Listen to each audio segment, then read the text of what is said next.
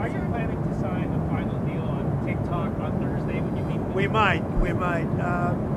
That'll be one of the things we're discussing. Somebody reported it's been approved recently. I mean, we got an original approval from President Xi. I expect we'll have an approval, but I'd rather wait till a couple of days to let you know. We have a lot of things to discuss, including our farmers. We have a lot of things to discuss. The various trade deals that have been made in the past, and some broken, some not broken, but we've got many, many things. I think it's going to turn out to be a very good meeting. Well, I'd love China to help us out with Russia. We put very big sanctions on Russia.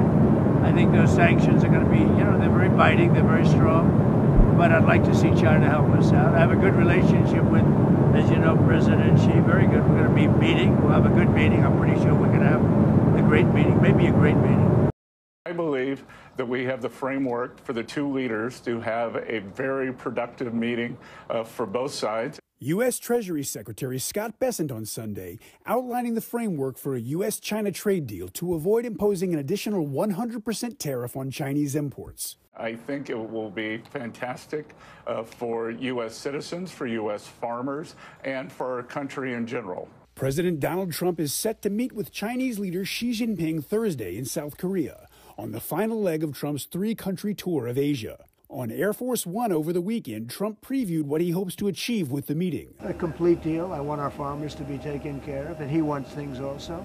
We're going to be talking about fentanyl, of course. I think we have a really good chance of making a very comprehensive deal.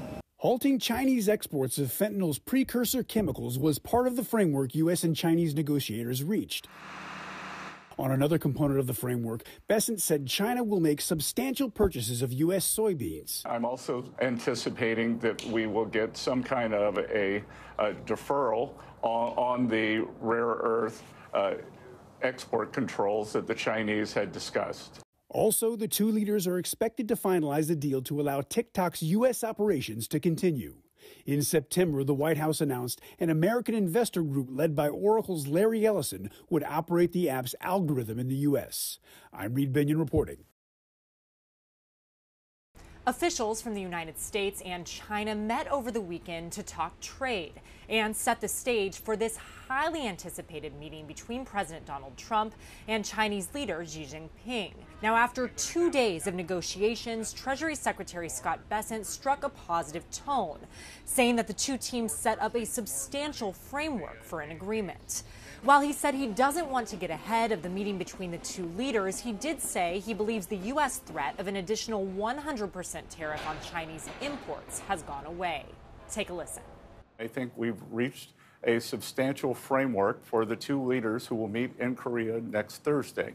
So, on the table, the president had given me maximum leverage when he threatened 100% tariffs if the Chinese imposed their rare earth global export controls. So I think we have averted that so that the tariffs will be averted.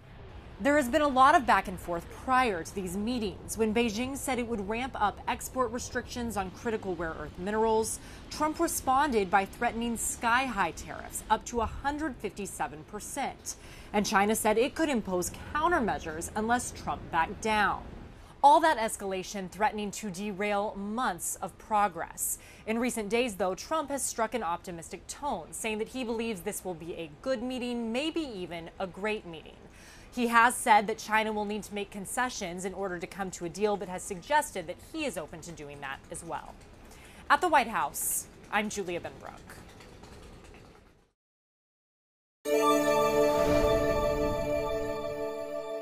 I'm Matt Gelka in Washington, where the question remains, can the United States and China work out a long list of differences with a high-stakes summit?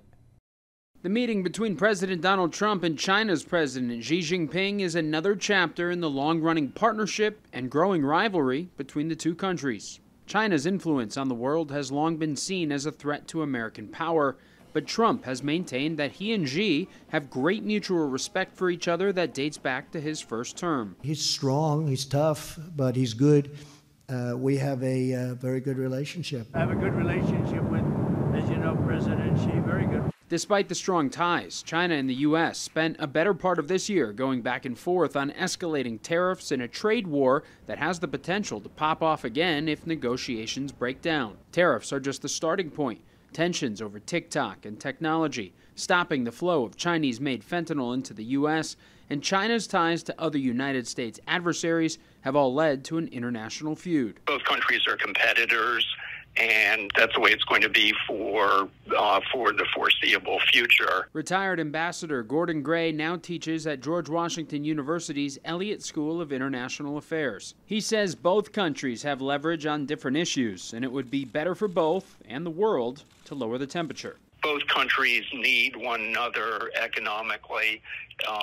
We need China as a market. They need us for a market. We need access to their rare earth minerals, which they have a virtual chokehold on. Taiwan and the island's independence has been a long-running issue between the U.S. and China, where there's been a constant threat of China using its military to reclaim the island as its own, and questions of whether or not the U.S. would step in to defend Taiwan if fighting broke out.